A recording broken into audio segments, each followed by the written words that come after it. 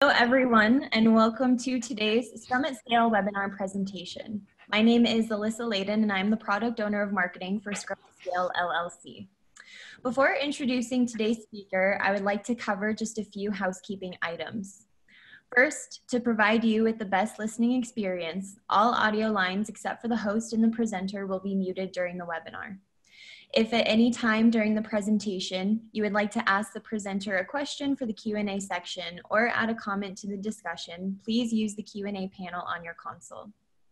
And finally, this webinar is being recorded and will be available to play on demand from both the Scrum at Scale website and the Scrum at Scale YouTube channel within 24 hours. Live recordings and on-demand viewings of Scrum at Scale webinars are eligible for 1 SEU from our parent company, Scrum Alliance. All right, we are now ready to start today's webinar, and for that, I would like to introduce our host, Ernesto.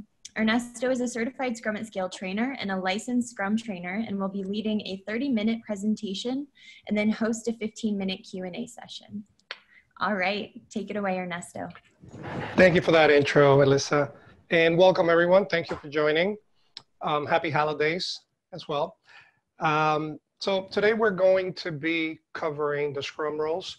Before we go into that, I'd like to expand on Elisa's introduction with a couple of items. For those of you that would like to connect, here is my LinkedIn profile. Feel free to reach out. I'd love to connect with you if you have an interest in Agile. And here's a QR. If you have a mobile phone, you can just put your camera up to it. Throughout the presentation, we'll have a few of these. I love QRs.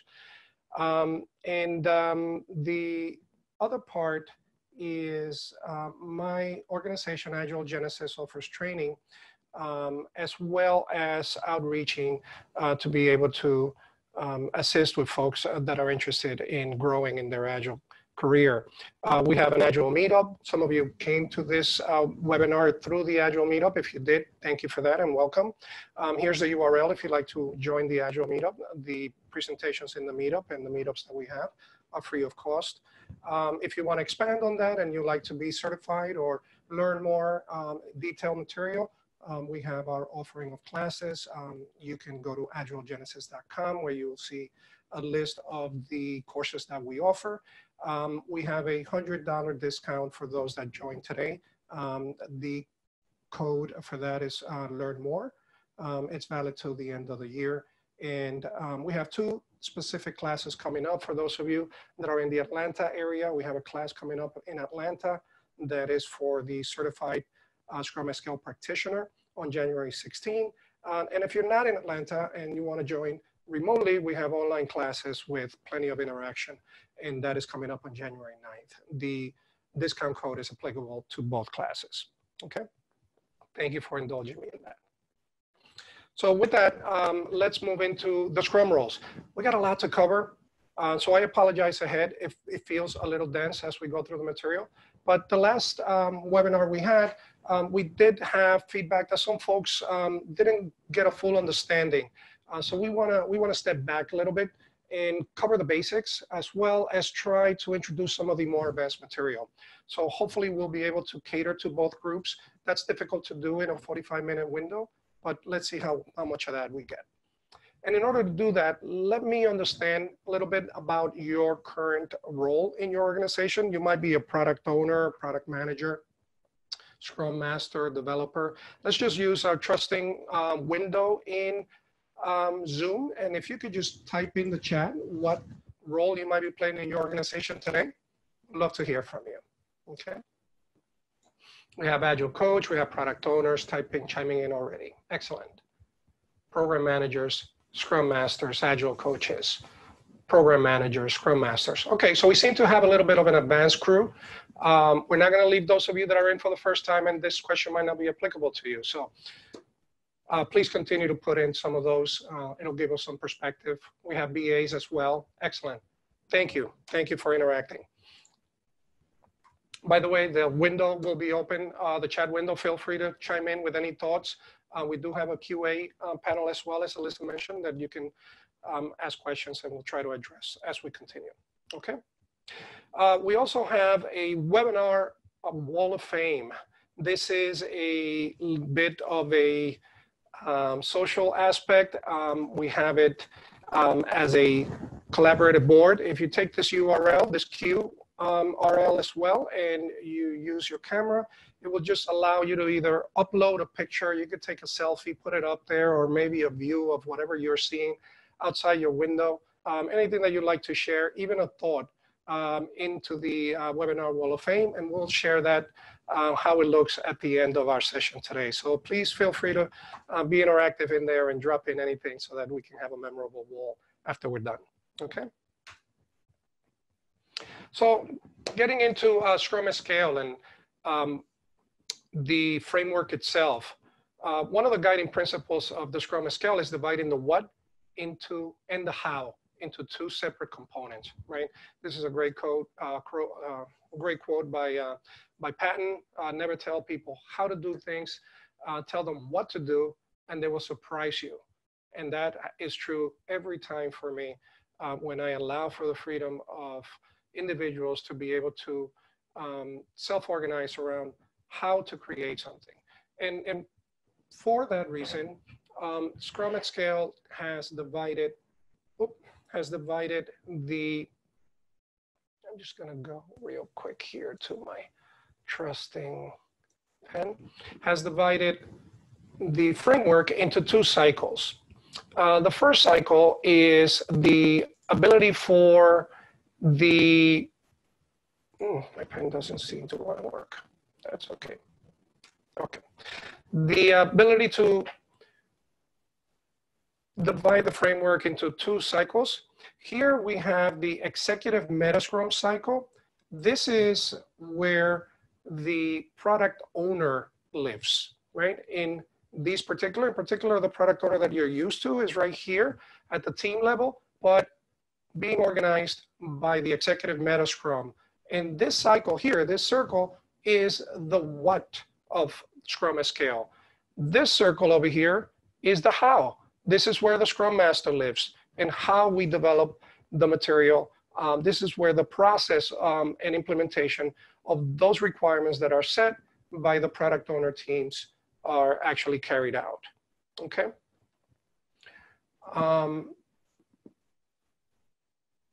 Oh, thank you for sharing that, Alyssa, the link to the span board so that folks can click on it if you prefer to do it that way. It's in the chat window for those that didn't get to copy it, okay?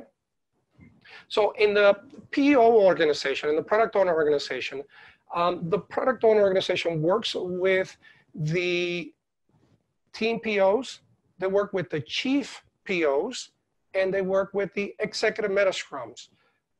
You're going to learn what those are by the time we're done. Hopefully that feels like second nature.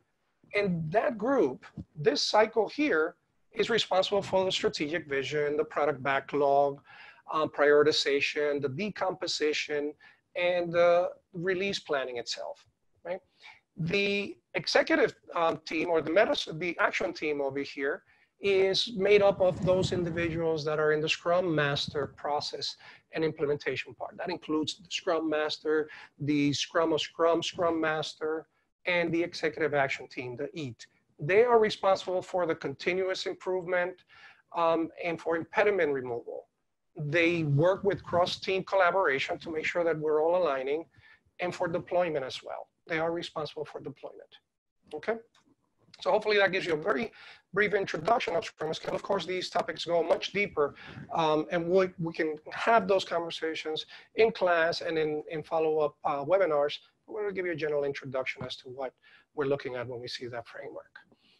So one word of caution about scaling. If we scale a broken system, we're going to amplify the problems that we're having. So be careful about not practicing your Scrum at the team level in an effective manner. Because if you step into scaling, you're simply going to take those deficiencies and you're going to amplify them through the organization, possibly creating a bigger problem, right? So because of that, we're going to spend a little bit of time talking about the Scrum roles at the team level. Many of you are already product owners, Scrum Masters, you're Scrum coaches.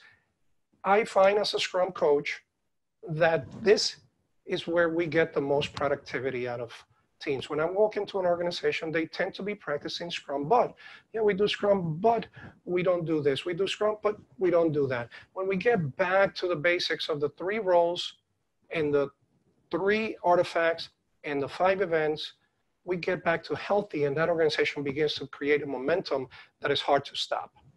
So indulge me for a bit for those of you that are a little advanced, and let's go into the actual Scrum roles. The Scrum team as a whole is made up of the product owner, the development team, and the Scrum master. Of course, many of you already know that. The key is that they work daily together, and they work with the business as well. They need to be self-organizing and cross-functional. What does that mean? Well, self-organizing means that they are free to choose how they create and deliver the work. Cross-functional means that they have all of the dependencies that they need in order to execute an increment that is done.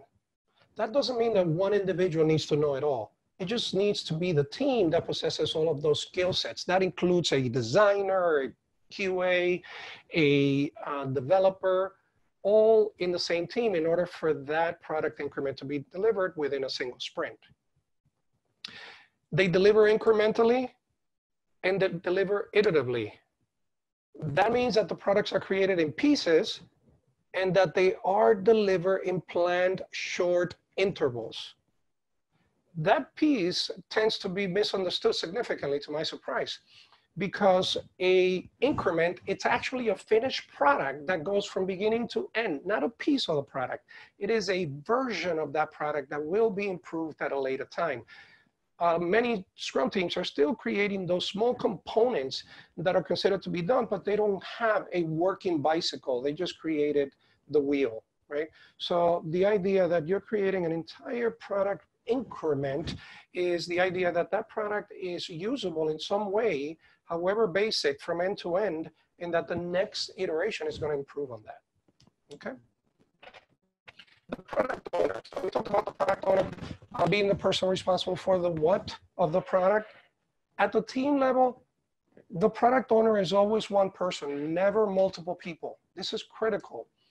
That's because a decisive product owner who can make those decisions as soon as they are brought up to them is critical to increasing productivity. A difference in 3 hours in studies have shown that those teams that make decisions faster are 25 more productive than those that don't. That's just 3 hours. Imagine if that decision is delayed by days. So we have one person that we can always go to and get those answered. That is your job as a product owner, to always be available to make those decisive decisions or to make those decisions for the team. You represent the customer. The reason why the product owner sits with the team is so that they have access to, quote unquote, the customer.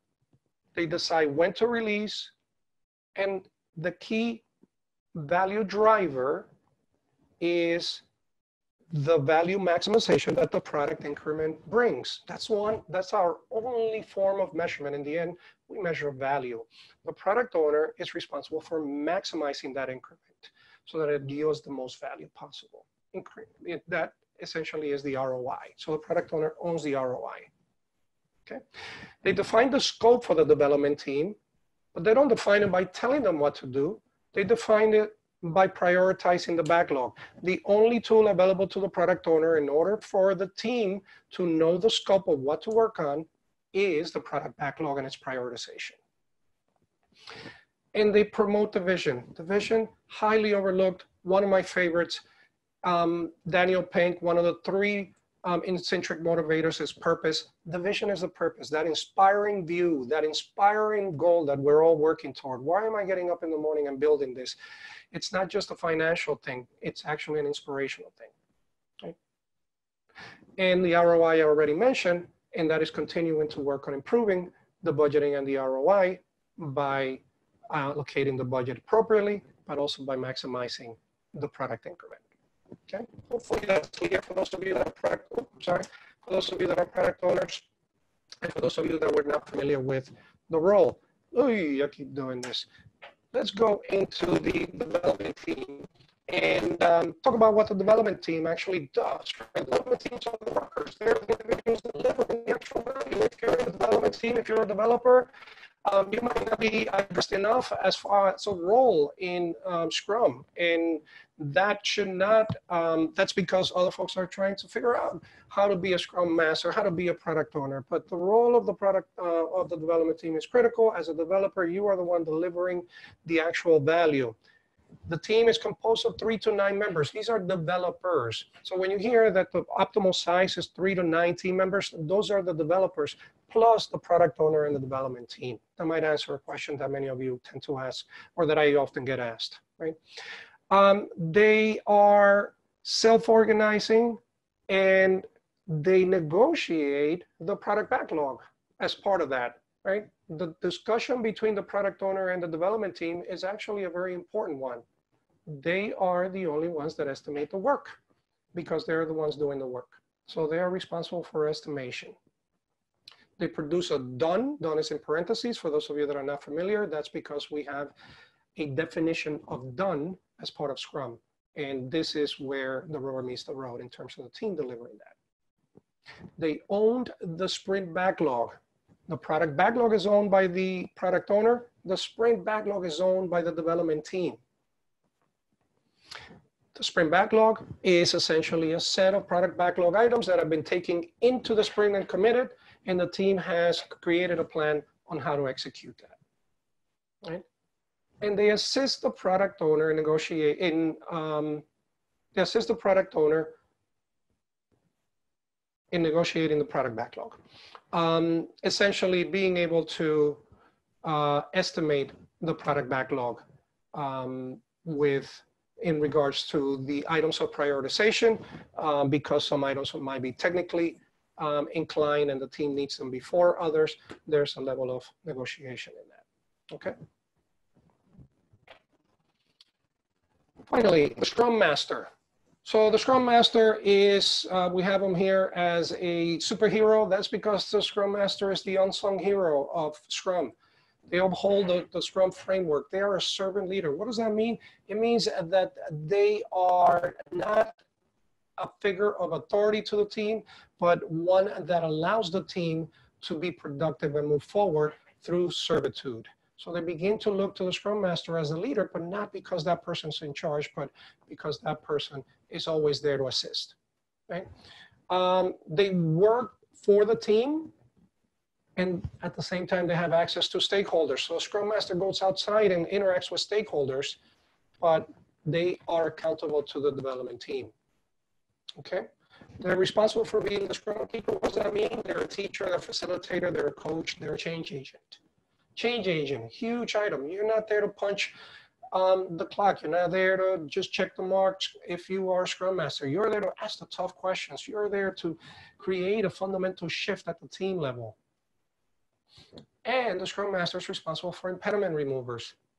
Impediment removers are a critical element of a productive team that can achieve 10x, or the productivity that can duplicate tenfold, right? They protect the development team from external distractions. So wolfing, what is wolfing? It's someone that is working focused on the team, and an external person, a stakeholder maybe comes and grabs that person and says, hey, can you do me a favor? Can you work on this for a couple of hours? And that's a nice developer. So that person goes ahead and does that. And that repeats over again and over again. At that point, we have significant distractions. The Scrum Master should stop that the minute they observe that type of behavior. And they facilitate the Scrum events.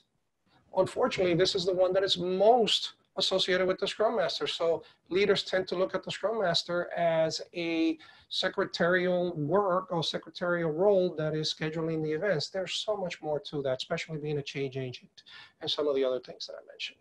Okay. By the way, this PDF is available to you also in high resolution download. I'll share the link with you after the webinar, as Alyssa has the follow-up communication.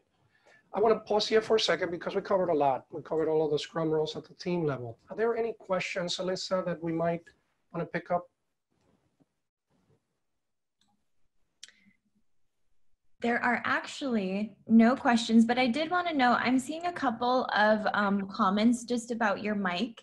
Once in a while, we are getting a little bit of feedback. Just so that you know, it doesn't seem to have any rhyme or reason to it. It's just every couple of minutes. Okay, I might be actually hitting it myself. It might be too close because I will use this lavalier. Let me put this here. Thank you for that. Hopefully that's better. It might have been too close. That's good. Yeah, definitely. And also while we did that, we had a couple of questions come in. So we'll ask those. So the first one comes from Grace, and she says, what skills are best to start a career as a Scrum Master? Oh, that's a great question.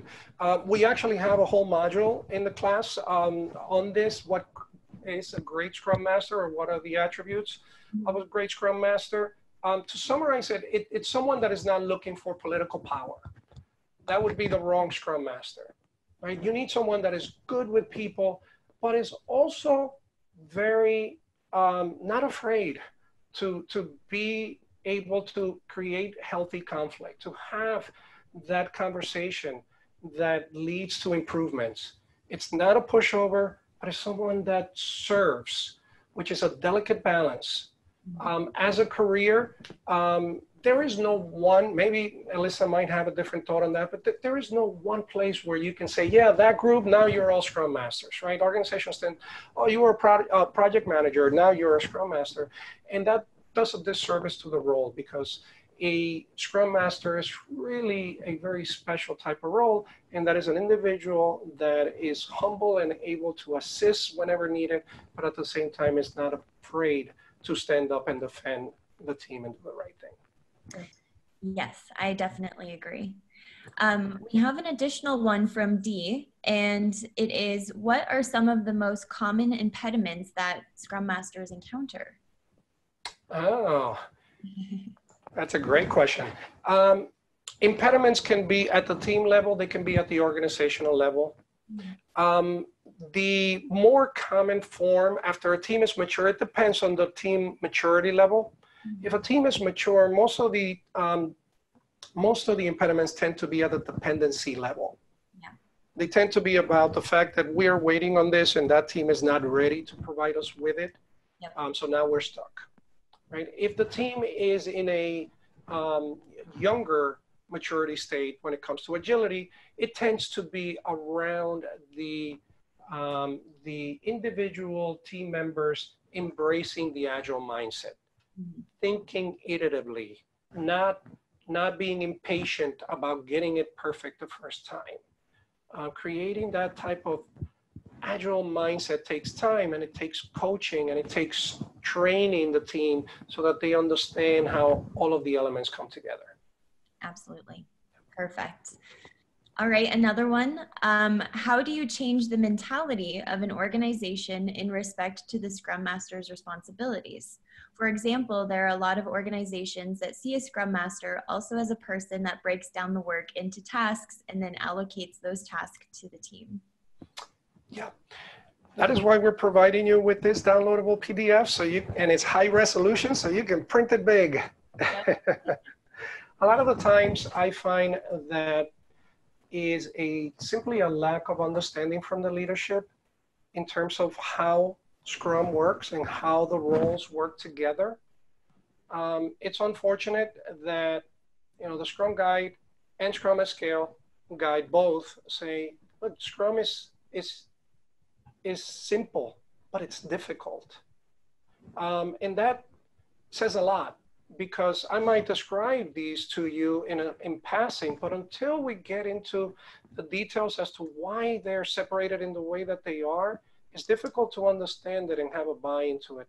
So often the leadership tries to get a BOGO, a buy one, get one free, where, hey, why don't we get a product owner and a Scrum Master to do the same job? And now you have conflict of representation and of interest. So oftentimes it's really having that conversation with the leadership, and if possible, begin to have the conversation around formally training the leadership in Agile Mind. And as a Scrum Master, I'm not advocating that you put them in a class, that would be great. But as a Scrum Master, one of the items here is being a teacher. That's not just to the team, that's to the organization as well. Absolutely. Absolutely. And I love that, you know, in these webinars, we hear all the time, if you can't Scrum, you shouldn't scale. You shouldn't bring those impediments that you're seeing at the team level into a higher level. With the creation of the EAT, some of those aspects that we do see in the Scrum at Scale framework, understanding from leadership about the kind of Scrum basics and an appreciation of the responsibilities of Scrum Masters? Yeah, we're going to get into that in a little bit also. Great segue, and thank you for that, Alyssa, because that's precisely one of the things that Scrum at Scale tries to address, right? So if you bear with us, we're going to talk about that as well. Perfect. Awesome. Okay. Now that we had this conversation and you understand the roles, let's get a little pulse reading here in terms of how you might be performing in your organization as a self-assessment. There's no wrong answer here. It's just for you to reflect in terms of how your organization may be doing today. So Alyssa just released a poll question here. If you can answer it based on the level of greatness or the level of potential improvement that your organization or your team may have when it comes to the Scrum roles. And we'll just put a few seconds on the clock for that. You can just click and submit. Right? And while they're doing that, Alyssa, the last time we did it, I tried to share the answers, but because Zoom doesn't show that plane, that window wasn't visible. So maybe I'll take a screenshot of that and share it. Yeah. I think once I end the poll, that is when all the results are collected, and I'll grab a screenshot too. Just beautiful. We'll move on and we'll let folks answer those as they continue to provide an answer. Okay, scaling the Scrum roles. So now that we know what everyone in the Scrum team does, how do we scale this? This is a Scrum team as we described it. Developers, a product owner, a Scrum Master. The way we depict that in this case is through a pentagram, because 5 tends to be the sweet spot when it comes to the team size. So we have ourselves a pentagram here to represent the team. In the team, we have a PO and we have a Scrum Master, okay? The Scrum of Scrum is the first step toward scaling, or the first level of scaling, I should say more correctly. The Scrum of Scrum is not an event. I paused there. My audio didn't go out. I just made a quick pause to let that sink in for a bit, because that tends to be a surprise to most folks. We tend to treat the Scrum of Scrum as an event that we hold for 15 minutes every day, if that happens every day, and we move on. The Scrum of Scrum is not an event. It's an actual network of teams. It is a team of teams that are coordinating on a daily basis. They are responsible. They own the shippable increment at the end of each sprint for all of the teams which make up the Scrum of Scrum. In order to do that, you may need individuals in the Scrum of Scrum dedicated to the Scrum of Scrum team. That could include architects, that could include additional QA leads, systems, members of the PO team, which we're showing here as well, and on and on and on, depending on your product, right? So here, you would actually have a Scrum of Scrum Master that is there to facilitate this ecosystem, this team. It acts like the Scrum team acts at the team level, no different. It has a Scrum Master that ensures that the impediments are visible, that they're removed, they meet on a daily basis. It improves the effectiveness of the Scrum by continuously looking at their Kaizen. It spreads the standard of knowledge throughout the different teams and discusses and resolves those dependencies that we talked about before as being one of the most common blockers that teams tend to have, right? It could be one person that is a representative lead from the other Scrum teams. That depends on your organization. This person is busy, quite busy.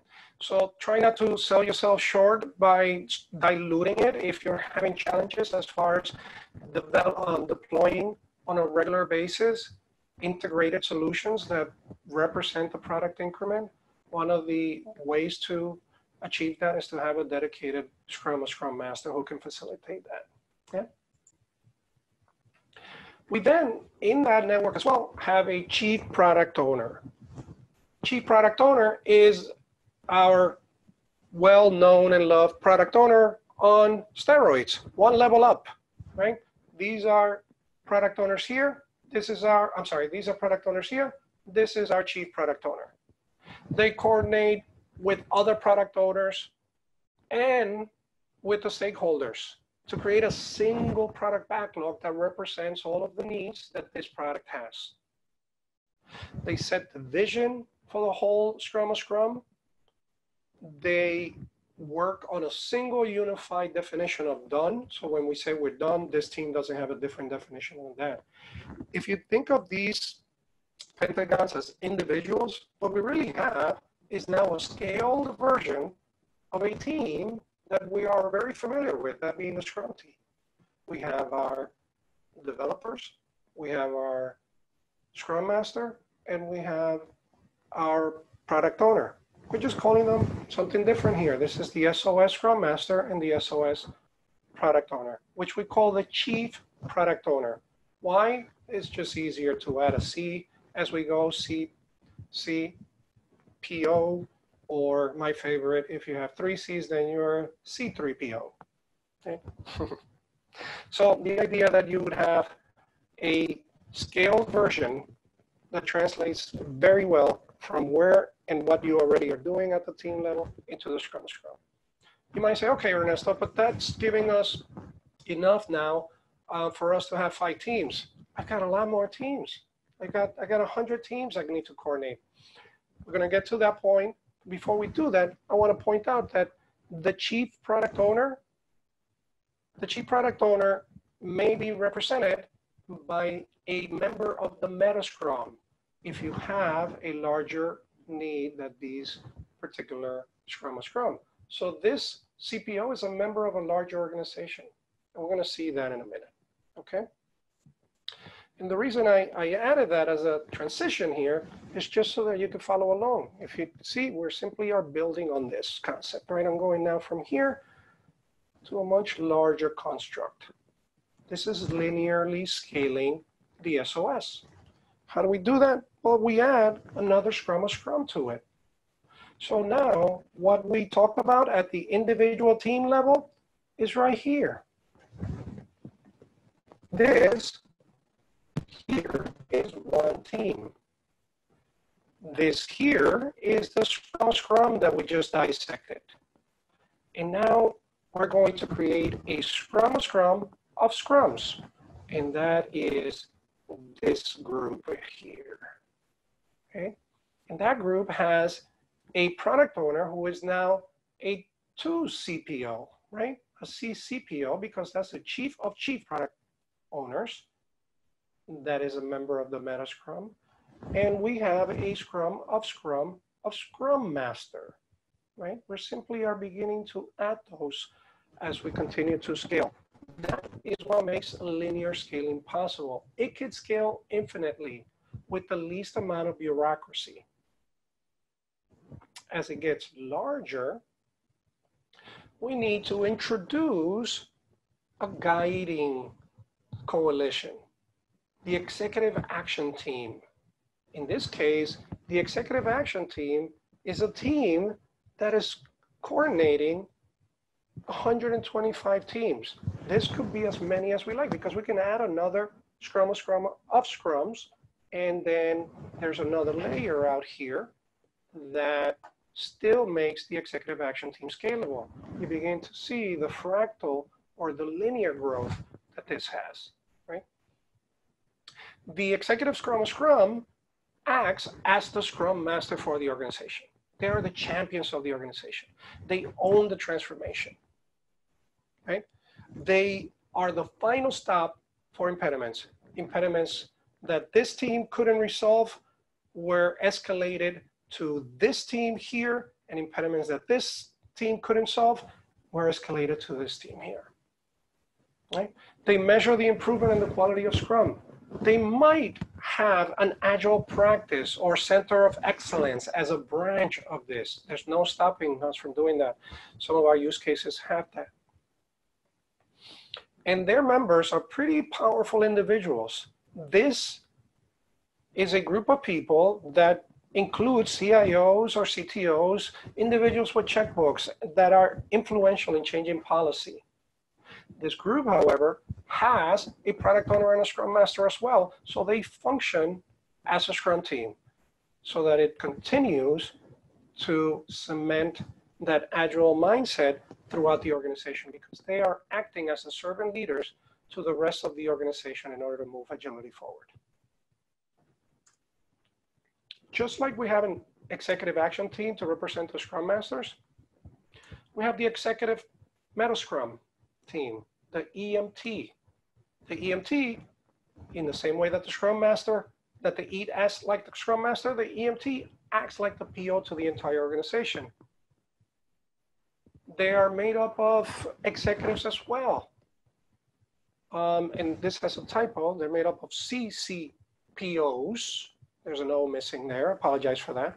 And executives. So this is made up of the network of POs that are on the inner rim here, as well as executives.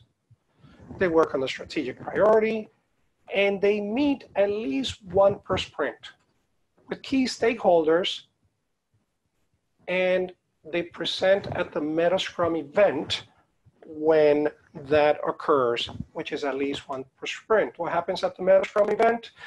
We're not covering events here because this is about the Scrum role. In order to keep our time box, we will have another session around the details of all of the events that are introduced and covering the basic ones. But the Metascrum event is essentially a product backlog review session that happens one per sprint with the leadership. And it is represented and led by the chief product owner, depending on how many C's you have based on the size of your organization. Now, I talk a lot about growing this out and how realistic is this, right? Wow, I'm busy with so many potential meetings, and how does this scale? Well, here's a case study by SAB where they had hundreds of teams and they were able to synchronize 2,000 people in an hour and 25 minutes daily. They started out with a daily Scrum. This is your team level. Then they went into a 15-minute meeting immediately after that for their SOS. Then they went into the SOS and so on. And then the executive action team met. Talk about commitment to the agile transformation and the agile mindset in the organization. That the EAT here met on a daily basis. Remember I said that the EAT is made up of leaders and the inner rim. These folks were not sitting on an ivory tower. They were there with the team on a daily basis, looking at what impediments and how they can continue to move agility forward. But within an hour and 25 minutes, they were able to coordinate 2,000 people using the framework. Okay? And hopefully that gives you clarity in terms of the overall set of roles that are necessary to scale in Scrum and Scale, starting at the team level and what the responsibilities are, and going all the way out to the executive level. Okay, we have a few more minutes for questions, and I would love to hear your questions and also the answer to the polls. All right, awesome. I will go ahead and start by ending the poll so that we can see the results.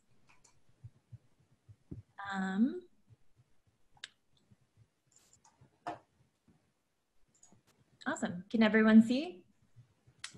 We do see it. I don't think the share will be able to see, which was my lesson from the last time. So what I'm going to do is I'm quickly going to take a very quick snapshot of this. Awesome. And we're going to pose it for everyone in the share to see as well. And what we're seeing is that we have quite a bit of POs and Scrum Masters in every team. That is good. So a lot of healthy behavior. And in fact, let me post it here. I am going to go to here and just put it up and reshare it right underneath our thank you. So there we go. I just pasted it right over thank you. That doesn't mean that we're not grateful. It's just to make the real estate possible. Great, thank you for sharing. So a lot of you are exhibiting healthy behavior. Some of you don't have transparency, and your team has some events but not others. This is pretty much the Scrum but behavior here. In other words, we practice Scrum but we're not doing X or Y. Try to focus on your team level execution as you start to look forward to your scaling is one of the key elements here, okay? And we also want to go to our wall of fame. We want to see how we do. Alyssa, I'm going to try to multitask as the questions are asked and go to the wall of fame to see how we're looking there, okay? Yeah, absolutely. And I am seeing a couple of comments, so I will say while Ernesto is doing that, that yes, absolutely, the video, the on-demand presentation, that will be available on the website and on the YouTube channel. It's usually within 24 hours or so, and we always send a reminder email to let everyone know that those pieces of collateral are available for you. I got a couple of comments about people wanting to share with their team. That's great. Definitely do that post-webinar. Excellent. We didn't get much of a submission in the Wall of Fame, so we'll keep trying and we'll see how we do. Maybe, let me see. I just want to make sure that we don't have a, oh, no, we did get some submissions. So let me, yes. My poor attempt at including a background got in the way of it. And we have here our Wall of Fame. Thank you for sharing. We have a person who seems to be attending from the car. Thank you for keeping us in mind. Stay safe though as you drive. We got some hellos. Hi from NYC. I am originally from New York, so big, a lot of love there to New York. So thank you all for participating. It's always a pleasure. Okay. Perfect. All right, I have a couple of questions for you, and definitely send in more as we run through them. But we have another one from Grace. How do you recommend teams differentiate between the CPO's backlog and the team's product backlog? Are these connected in the work management tool? How do you differentiate between them? Yes, you would need to tag those in order to be able to know the level in which you are executing those. The items at the CPO level tend to be more of an epic size. They're not the same items. You're not going to the low team resolution for the CPO, but you're defining those higher product backlog items that are going to be decomposed by the product owner at the product level team. If you're using something like Jira, you would tag those accordingly. If you're continuing to go even higher than that and you're into tools and that gets you more done, then there are tools like AHA that allow you to look even at a portfolio level as you go up the Cs, right, the CCPOs. Awesome. Perfect. All right. We have an additional one from D. You support CPOs and Scrum Masters being on more than one team simultaneously, but not developers. Is that consistent with the idea of a cross-functional dedicated team? Yes, that's an unpopular answer. It's a tough one to answer because the industry is divided.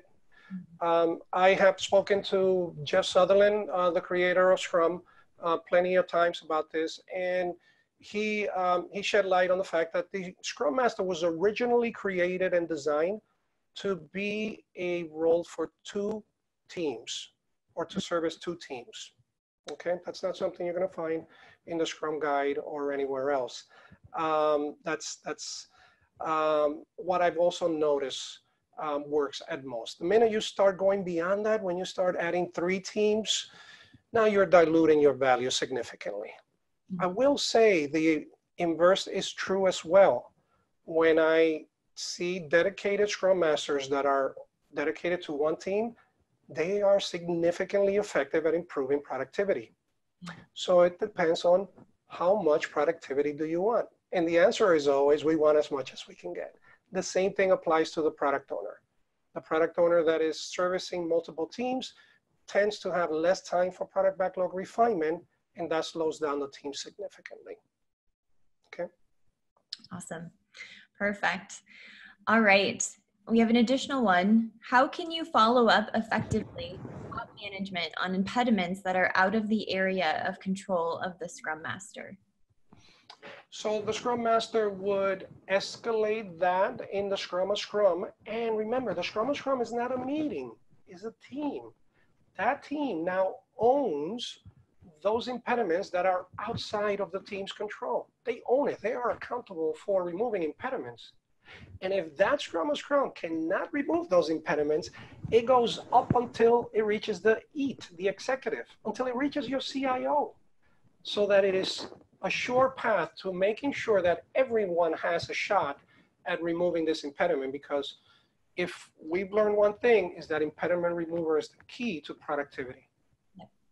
Absolutely. Perfect. I have a couple of more that go back to the beginning part of the session. I did want to note that we are a little bit past the time box though. So Ernesto, if you're okay with continuing, I'm not seeing too much of a drop off with participants, so we should probably answer a couple more. I love this. I can do this all day. Awesome. Perfect. Awesome. I have one from Teresa. How does the program manager responsibilities correlate with that of the Scrum Master? That's a great question. Notice that in the roles we had, there wasn't a program manager. There wasn't a manager. There wasn't a project manager. That doesn't mean those roles don't exist. They're just not part of core Scrum. The job of the EAT, of the executive action team in a scaled implementation, is to interact, serve as an interface with those parts of the organization that are not agile, and to bring them into agility. So if you are implementing the layers all the way up to the EAT, by the way, you don't have to have a huge organization to have an EAT. You can have 2 teams and start implementing your EAT. So the idea that you are beginning to transform not just the process, but also the organizational culture and HR is pivotal to making the enterprise agile. Okay? Awesome. Perfect. All right. I have one from Jackie. During the backlog refinement or sprint planning, developers disagree on the number of points to assign to the story.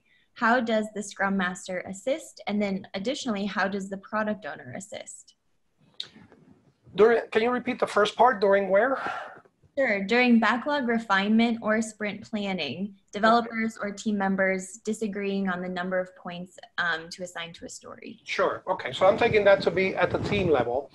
And that's why we have some actual techniques for estimating to ensure that we have representation from all team members. Planning poker is one of the more popular ones. It's a method of estimating. If you're not familiar with it, you can Google that. A million results will come up. But you would essentially have the discussion after everyone has put up a card as far as their estimates in points for what they believe that the size of that product backlog item is. If there's disagreement, that's actually a good thing. I want to, as a Scrum Master, facilitate a conversation between someone that thinks this is a 3 and someone that thinks this is a 42, because there's good stuff that's going to come out of that. We want them to present both views, and then we want to vote again to see how the mentality or the thinking of the rest of the team has changed. And we continue to do that over and over until we reach a consensus. Absolutely. That's awesome. That's a great answer. All right, I do have one more. We're getting a lot of really good comments, so thanks to everyone that sent those in. I'll share them with Ernesto after. But the final one that I have in the Q&A section is, as a Scrum Master, what are the initiatives I should take for a team who is new to Scrum? Ah, here comes a self-serving answer. Right. Training. Training. Most of the team's inefficiencies tend to be lack of knowledge and alignment.